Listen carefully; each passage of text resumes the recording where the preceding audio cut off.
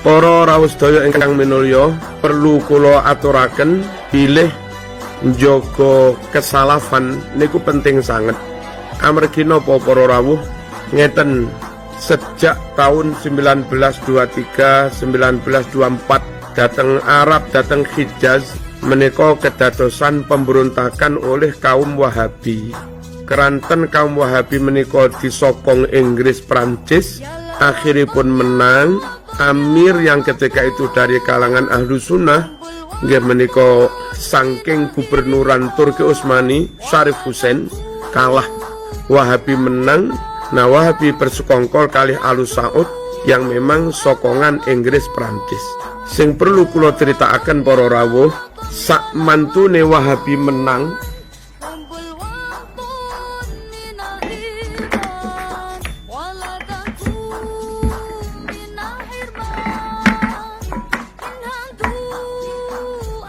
Nah, menika kitab alit judulipun An-Nusus Al-Islamiyah fi Raddi ala Madhabil Wahabiyah, dipun serat kalian Kiai Muhammad Fakih Mas Kumambang Gresik.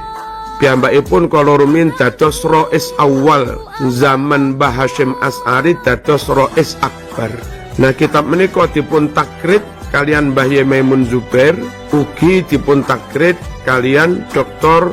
Hussein Alwani, Mufti Australia, lan lintu-lintunipun halaman 12 ngantos halaman 51. Teng buku niki pun dipun critakaken perihal tentang pemberontakan Wahabi. Yang halaman 12 dipun dawuhaken bilih pendiri Wahabi Muhammad bin Abdul Wahhab menika berguru kepada Jeffrey Hamper, sang intelijen mata-mata dari kerajaan Inggris yang agamanya Yahudi. Wong jenenge Yahudi senajan apal Quran niate mesti ngerusak. Mereka nggak akan rela kalau Islam niki berkembang. Walan tardha ankal yahudu walan nasara hatta tattabi'a millatahum. Wahabi didirikan oleh Muhammad bin Abdul Wahhab, piyambake berguru kepada orang Yahudi.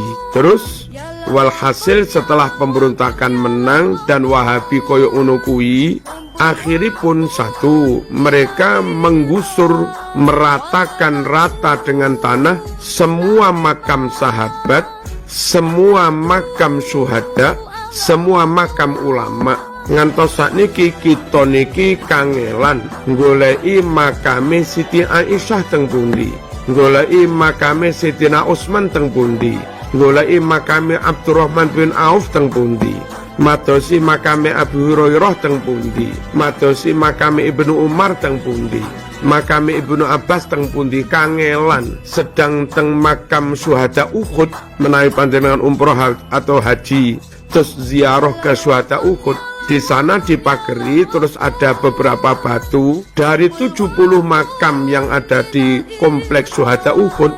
Kita nggak tahu mana yang makamnya Sidina Hamzah, mana makamnya yang lain-lain. Kita mboten sumer para rawuh. Nah, itu yang dilakukan Wahabi, menggusur makam para sahabat, menggusur makam para ulama dan para wali. Bukan hanya menggusur, ulama yang masih hidup dibunuh. Memiliki halaman 12 sampai 13, banyak hafid Quran dibunuh, banyak muslim dibunuh, banyak ulama dibunuh. Lalu kitab-kitab yang ketika itu dimiliki ulama-ulama mereka rampas. Hasil dari perampasan itu memiliki didawuhne ada ribuan naskah Bukhari, ada ribuan naskah Sahih Muslim, ada ribuan naskah kitab yang lain, tafsir, usul fikih dan yang lain-lain. Nah, kitab asli miliknya ulama ahlu sunnah wal jamaah itu dirampas, lalu dikumpulkan di lapangan, keterangin, sebagian yang lain dimusnahkan. Kemudian setelah kitab-kitab asli milik ulama itu dirampas, dimusnahkan, mereka kaum Wahabi ngeten niki, ya niki tak cekel niki, mereka menerbitkan, mencetak Sahih Bukhari seperti yang saya miliki ini. Cuman kudu percaya kali kulo, sebab kulo niki alumni Muhammad bin Saud juga. Saya alumni Jami'atil Imam Muhammad bin Saud. mereka mencetak Sahih Bukhari dan sudah banyak hadis dihilangkan. Beberapa kalimat dirubah. Begitu juga Sahih Muslim dan yang lain-lain. Nah, kesimpulannya, Wahabi membahayakan, merusak Islam. Dari pendirinya Wahabi yang berguru kepada Jeffrey Hamper Yahudi, dari situ ada proyek ingin merusak Islam dari dalam. Lalu berontak, bersekongkol dengan Inggris Prancis penjajah. Nyata kalau itu merusak Islam. Lalu setelah menang, makam ulama, makam syuhada, makam sahabat digusur. Itu menghilangkan bukti sejarah, itu menghilangkan situs sejarah, itu menghilangkan artefak yang itu penting dalam pembuktian sejarah. Itu juga merusak Islam. Lalu membunuh para ulama hafidz Quran, itu juga merusak Islam. Lalu kitab-kitab dirampas, dimusnahkan, itu merusak Islam. Dan setelah kitab dimusnahkan, diterbitkan kitab Sahih Bukhari baru yang sudah dikurang-kurangi, itu juga merusak Islam. Untungnya para rawuh, untungnya banyak santri-santri semacam Mbah Hasyim Asy'ari. Saya yakin kalau dari Banyuwangi mungkin juga Mbah Syafaat, utawi abai Mbah Syafaat, mungkin juga Mbah Manan. Terus kalau dari Blitar Mbah Yeriduan, kalau dari Jogja Mbah Munawir, kalau dari Gresik itu tadi Mbah Muhammad Fakih, kalau dari Jombang Mbah Hasyim Bawa, Mbah Bisri, terus dari Sarang Mbah Zubair, abai Mbah Maimun, dan banyak santri yang ketika itu mondok teng Mekah, ngerti Arab ada pemberontakan ngoten niku, santri-santri niku segera pulang ke Indonesia.